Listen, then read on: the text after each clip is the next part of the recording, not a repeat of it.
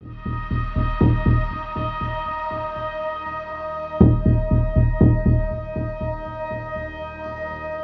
to save the world? Simple. Step 1. Stop wasting food.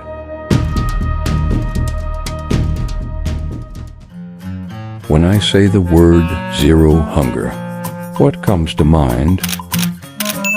We have food for every human being in this world. A significant amount is wasted. In Malaysia alone, approximately 17,000 tons of food are discarded every day. So how did your NGO start and what makes you want to fight hunger? Grace Community Services, it's not a community services started yesterday. It started way back in 1972, was founded by Dr. Henry Pillay, whose compassion for the poor. And of course, when he collected used clothes and shoes from slum communities in Port Klang, a turning point came when he found an elderly man abandoned on the street. But Dr. Henry, he couldn't just turn his back on this guy, okay? The elderly man abandoned on the street who asked him for care until death.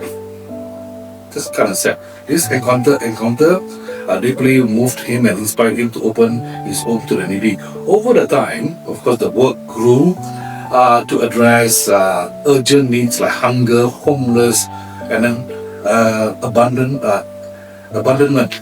People abandon a lot of people. So he wants to be the bridge, wants to help the community. Dr. Henry saw many lacked the most basic essential food, shelter, and dignity. To elevate hunger especially, GCS launched the food bank back in 2002, rescuing surplus food from markets, hotels, and manufacturers to stop waste and feed all those who need. We just give to everybody or anyone who needs the food. The same year, the feeding program started, serving free hot meals to homeless and single mothers, widows, and the poor, kids as well. Today, GCS continues. We're still doing, continues the mission in providing shelter for the homeless, food for the hunger or food for the hungry, clothing for those in need, and counseling for the distressed, ensuring dignity and care for the most valuable. Who are the main partners that support your work and how do they help? Volunteers.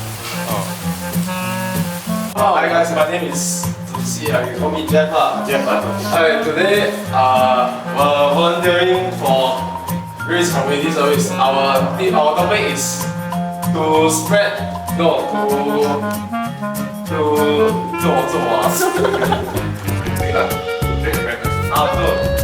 also that and also Zero hunger. We work with companies, importers, exporters, supermarkets, dry market, hotels, schools, university, and community groups. They actually donate food, funds, or run drives that makes our work possible. I always tell this to people, without the help from these all these names I just mentioned, can we do this? Yes, we can, but we will face the kind of challenges that no one can imagine now. Because we have the help from these people, special hotels, schools, universities, colleges, supermarkets, and we actually get to do this.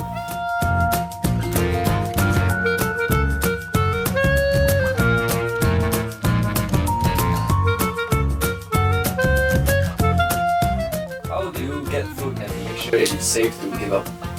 A lot of people actually help us, people like you, the volunteers.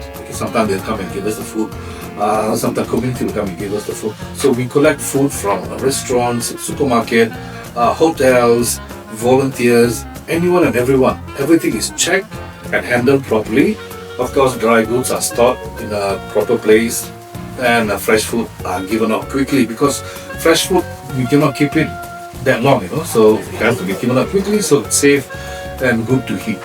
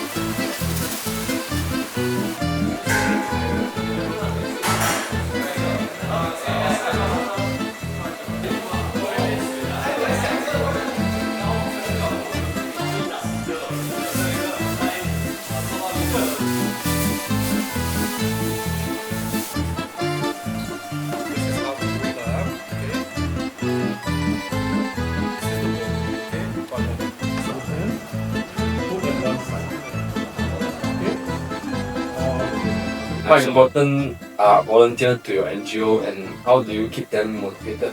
Volunteers, if you ask me, they are the backbone, our backbone.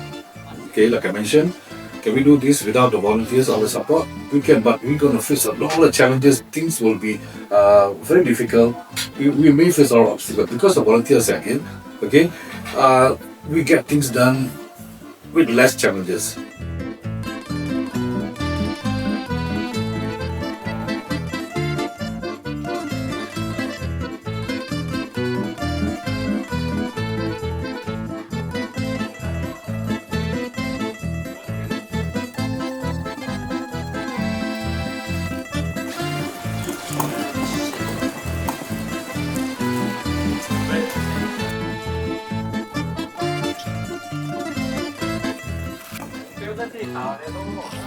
We keep them motivated by treating them like family and showing them the impact of their effort.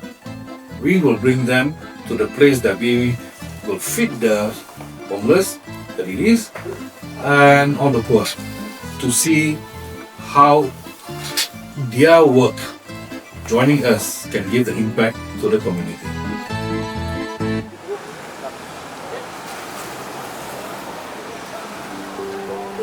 Okay, last, what advice will you give to people who also want to help fight for zero hunger? Okay, this one I have a lot of advices for you. Okay? Addressing hunger begins with understanding that it's not simply about food.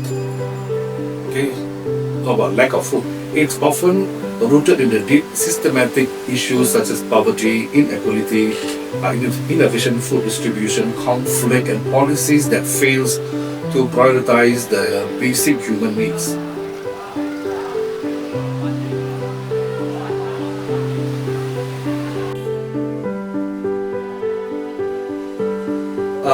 The issue is not about food scarcity, but rather how resources are managed and who gets to access them.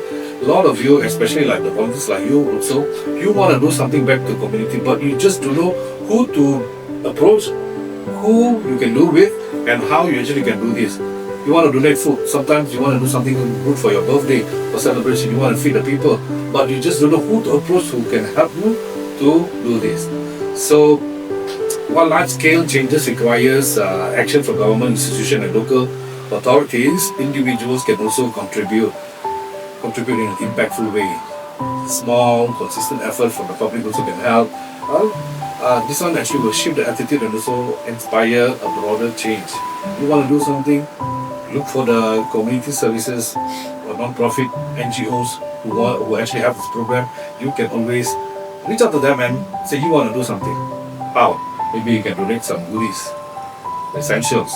If you want to donate some monetary also will be helpful because we also have a lot of things to cover. Simple action, like raising awareness, reducing household food waste or sharing excess food can go a long way.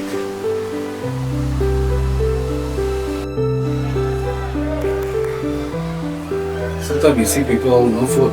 I don't know how many of us will actually stop buying them food. See people, maybe sometimes you go to a restaurant or you know somebody at a bakery or somewhere, one way or another they have access to food. You know they're wasting food, right? Okay, you can tell them, please do not waste this food. We can do it, we can give it to somebody else. We can do that also. Okay, the more people who participate, the greater will be the collective impact of the whole mission.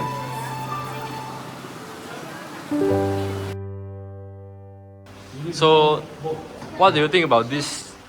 What do you think about this community service? I think very good. Can you elaborate more? Very good. I want PE format. 我不要。